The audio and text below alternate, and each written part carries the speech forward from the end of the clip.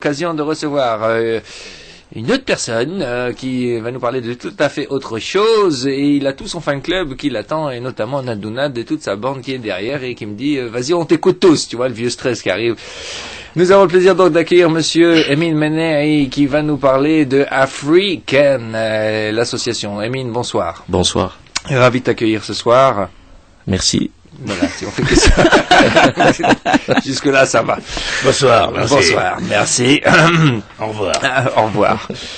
Donc, tu es là pour nous parler de... Bon, petit rappel rapidement, hein. Tu es très impliqué dans la société civile et en politique, mais là, on parle essentiellement de l'association qui s'appelle African. A plus loin, free comme libre et Ken comme pouvoir. Comme Ken. Comme voilà. Ken. Bon, alors de quoi il s'agit? Et la suite, en fait, c'est Reach the Sun. African, Reach the Sun.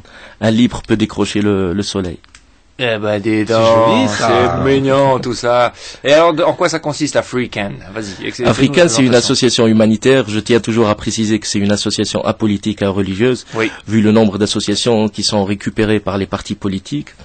African, c'est une association donc destinée pour la Tunisie, mais aussi pour l'Afrique. Nous sommes fiers que ce soit la première association qui n'oublie pas le continent sur lequel nous sommes nés. On a toutes sortes d'associations, des associations avec les Japonais, avec les Canadiens, avec les Australiens, avec les Américains. Africain, tout ça. Mais on a aucune association tunisienne. On oublie souvent que nous sommes africains.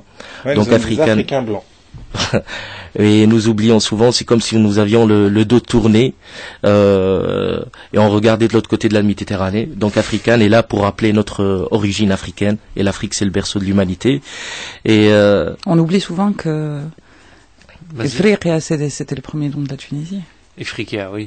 et bien avant Africa c'était arabe, mais bien avant Africa il y avait Africa, c'était romain, et c'était la province romaine. Et avant les Romains, il y avait Carthage, il y avait Hannibal. Hein. Là on parle du nom qui ressemble à Africa. Bon, ça t'apprendra à suivre. Suivre sur Facebook À et... suivre. Alors, African, de qui a monté cette association? Quand est-ce qu'elle est née?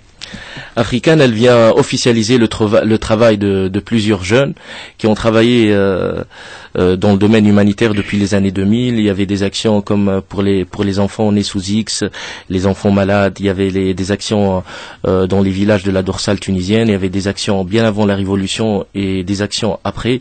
Bien avant la Révolution, on était devant l'impossibilité de créer une association vu que toutes les associations devaient être cernées par le gouvernement pour les subventions et les fonds qui leur arrivaient.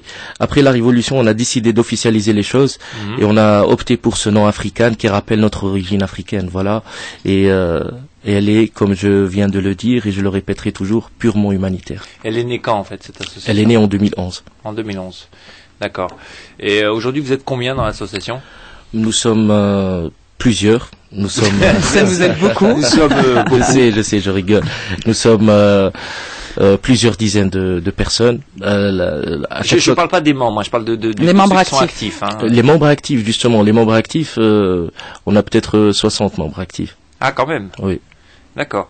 Et aujourd'hui, quelles sont les actions que vous avez mis en place qui sont en cours en ce moment, par exemple?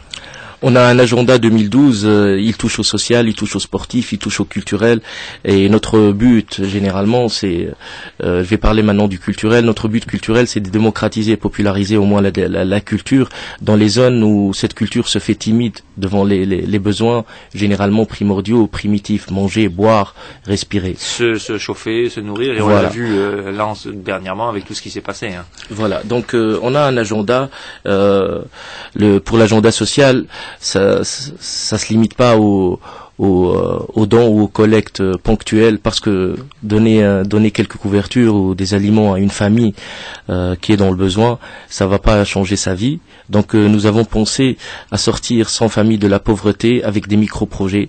Nous pensons au long terme, parce que je reviens toujours au même exemple que je cite et je recite à chaque fois. C'est en donnant un poisson à un homme, il mangera un jour, apprenez-lui à pêcher, il mangera toute sa vie. Et c'est ça notre principe.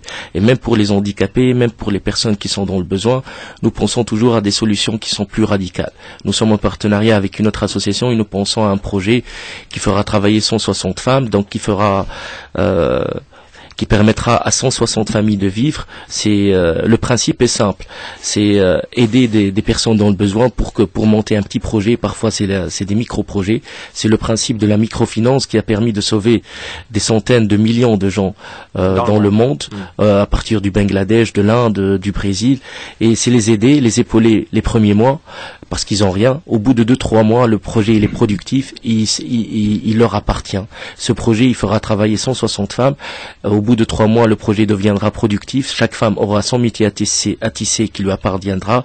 Ce projet, ce sera son propre projet.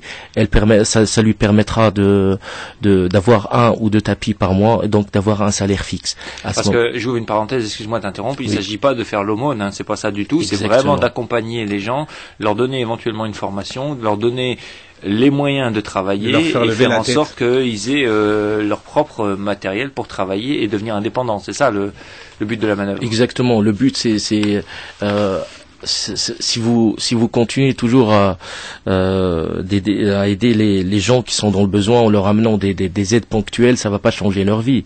Donc il vaut mieux penser à des solutions radicales. Et en plus, il faut pas opter pour la solution facile. C'est-à-dire les gens seront toujours assistés si vous pensez pas à des solutions radicales. C'est peut-être qu'ils ont pas le choix, donc effectivement il faut leur donner maintenant le choix et pouvoir repasser à l'étape suivante qui est de se comment on appelle ça, se décoller tout seul, quoi. Je trouve plus le mot, mais c'est pas grave. Voilà. Et notre grand projet, là j'ai juste introduit l'association, notre grand projet 2012, c'est le projet phare africain, c'est le centre pour déficients moteurs ou handicapés moteurs au nord-ouest.